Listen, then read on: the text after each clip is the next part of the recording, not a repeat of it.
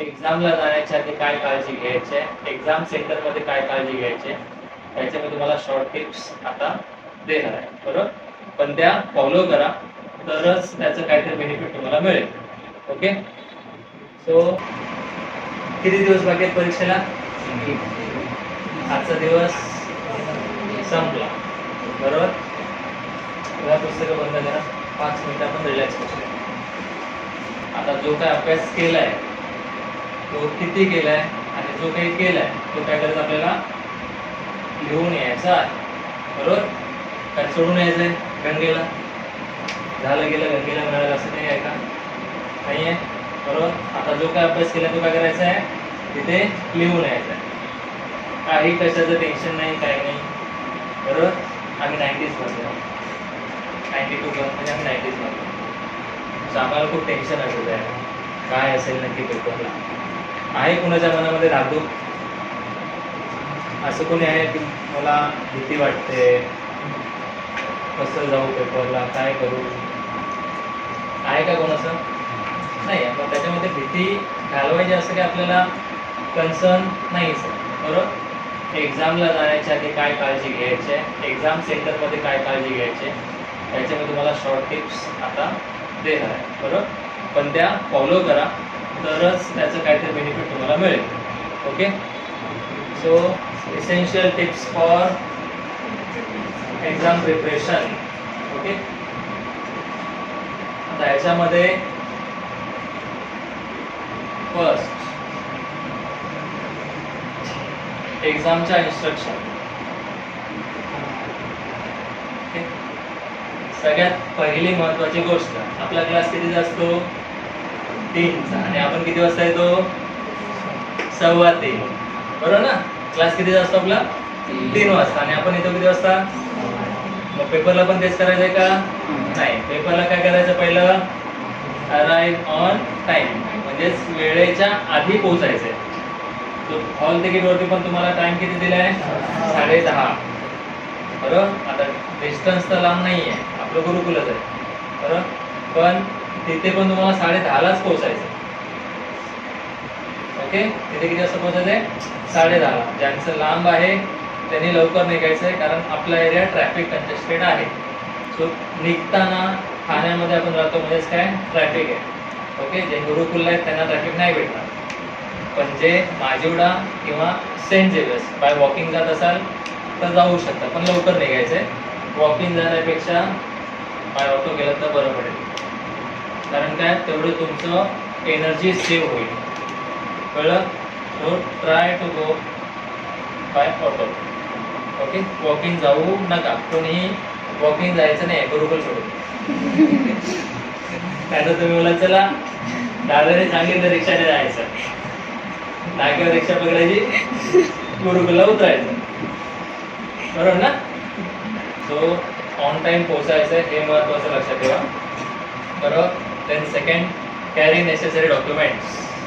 सगळ्यात महत्वाचं काय? Hall ticket. बाकी पेन नसेल तरी चालेल, पट्टी नसेल तरी चालेल, चालेल ना?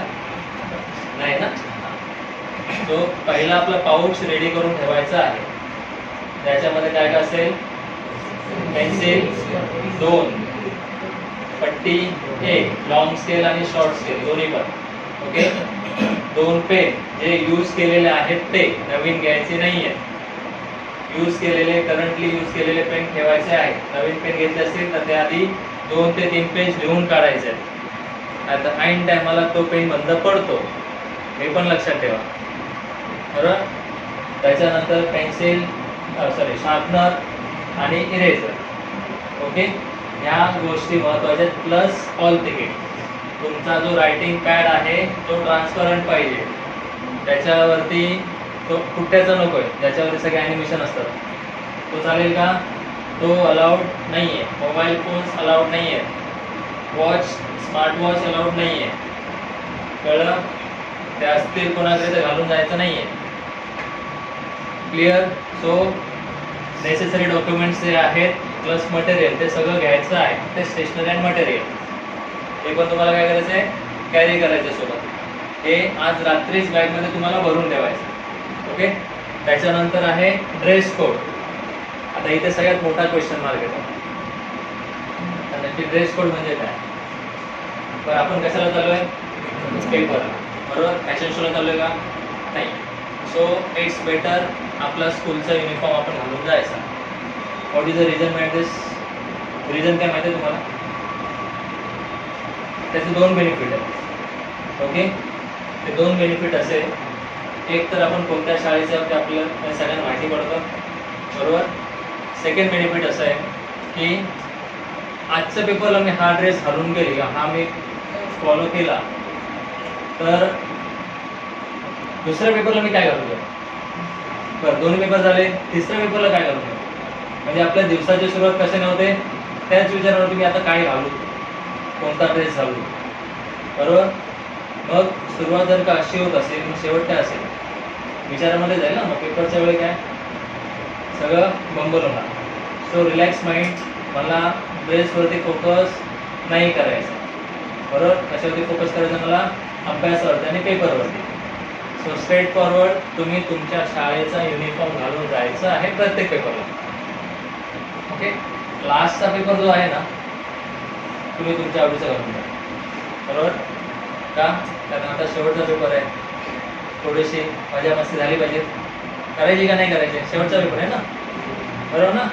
मग काय करायचं, शेवटच्या पेपरला तुम्हाला जो पाहिजे तो चॉईस करून ठेवायचा आणि तो घालून जायचा. पण बाकीचे पेपर्स काय करायचे, ड्रेस कोड शाळेचाच करा.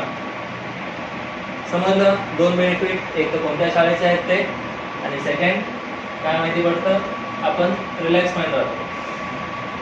ते खूप महत्त्वाचं आहे आता, कारण तुम्ही चलबिचल आहात, आम्ही चलबिचल नव्हतो, आम्ही फोकस होतो. तुम्ही काय चलबिचल आहे, आज इथे तर उद्या तिकडे असेल बरोबर की नाही. सो समजलं, एक्झाममध्ये या गोष्टी फॉलो करायच्या आहेत.